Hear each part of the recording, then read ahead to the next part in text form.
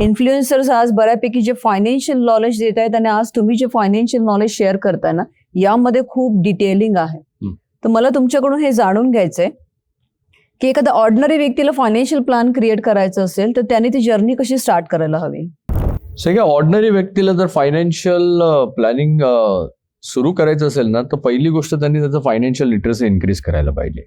Financial literacy increase करण्यासाठी त्यांनी एका स्ट्रक्चर्ड फायनान्शियल कोचकडे जाणं फार गरजेचं आहे, जो त्याला स्टेप बाय स्टेप या सर्व गोष्टी देतील. आता फायनान्शियल प्लॅनिंग शिकण्याच्या आधी फायनान्शियल प्लॅनिंग एक्झॅक्ट प्रोसेस काय ही आधी अंडरस्टँड करू, की का फायनान्शियल प्लॅनिंग करायला पाहिजे. तर फायनान्शियल प्लॅनिंग तुम्हाला पहिली गोष्ट काय करतं, की फायनान्शियल सिक्युरिटी देतं आणि फायनान्शियल कॉन्फिडन्स देतो. जो आज नोकरी करणारे किंवा कॉर्पोरेट किंवा गव्हर्नमेंट एम्प्लॉईज, इव्हन बिझनेसमनच्या पण लाईफमध्ये तुम्ही बघितलं तर त्याच्याकडे फायनान्शियल कॉन्फिडन्स नाहीये. स्पेसिफिकली पैसे कमवण्याचा कॉन्फिडन्स असू शकतो, बट मॅनेजमेंट आणि मल्टिप्लिकेशनचा कॉन्फिडन्स नाहीये. तर फायनान्शियल सिक्युरिटी आणि फायनान्शियल कॉन्फिडन्स तुम्हाला मिळू शकतो. फायनान्शियल प्लॅनिंग एक असं डॉक्युमेंट आहे की ज्याच्यामध्ये तुमचं कम्प्लीट फायनान्शियल लाईफ डिझाईन केलं जातं.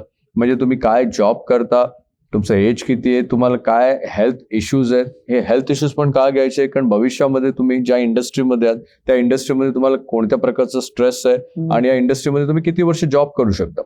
तर या डॉक्युमेंटमध्ये या सर्व गोष्टी इच अँड एव्हरी थिंग तुम्हाला before investing I think he process ideal process आहे.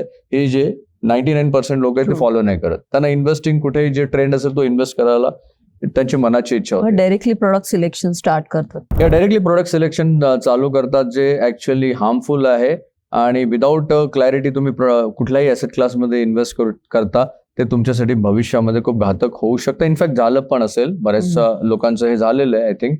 तर फायनान्शियल प्लॅनिंग डॉक्युमेंट्समध्ये तुम्हाला माहिती पाहिजे की एक्झॅक्टली या प्रोसेसमध्ये होतं काय.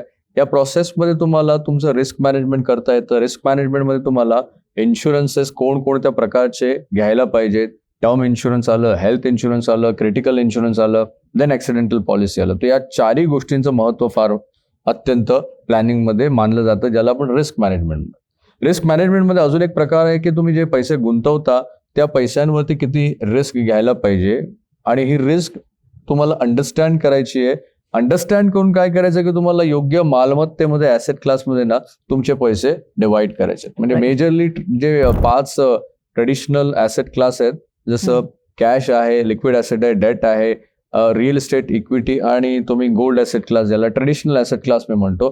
त्या व्यतिरिक्त बरेचसे फॅन्सी ऍसेट क्लास आहेत. आजकाल लोक फॅन्सी ऍसेट क्लासमध्ये इन्व्हेस्ट करणं पसंत करतात, बट मी मानतो की जगभरामधले जेवढे पण मिलेनियर आहेत त्यातले 88% सेल्फ मेड मिलेनियर आहेत, जे आपल्यासारखेच झालेले आहेत. आणि 88% सेल्फ मेड मिलेनियर फक्त पब्लिक इन्व्हेस्टमेंटमध्ये इन्व्हेस्ट करतात, जे मी तुम्हाला 5 ऍसेट क्लास सांगितले. तर डायव्हर्सिफिकेशनमध्ये तुम्हाला जास्तीत जास्त 90% वेळ, एनर्जी आणि तुमचा पैसा घालवणं अत्यंत गरजेचं आहे, जे फक्त पॉसिबल होऊ शकतं या फायनान्शियल प्लॅनिंगमुळे. Without financial planning I think कोणी डायग्नोस नाही करू शकत. म्हणजे तुम्ही एका टॉपच्या कार्डियक सर्जनकडे गेल्यावरती डिरेक्टली तुम्ही सांगणार की छातीत दुखतं आणि तो म्हणेल की ओपन हार्ट सर्जरी करावी लागेल. राईट. सिमिलरली तुम्ही फायनान्शियल प्लॅनिंगचं डॉक्युमेंट क्रिएट नाही करत एका एक्सपर्ट कडून, राईट, तर भविष्यामध्ये चॅलेंज क्रिएट होईल. एका ऑर्डिनरी पर्सनला फायनान्शियल प्लॅनिंग करायचं असेल तर मी म्हणेन की एका स्ट्रक्चर्ड व्यक्तीकडून ते आधी अंडरस्टँड करून घ्या.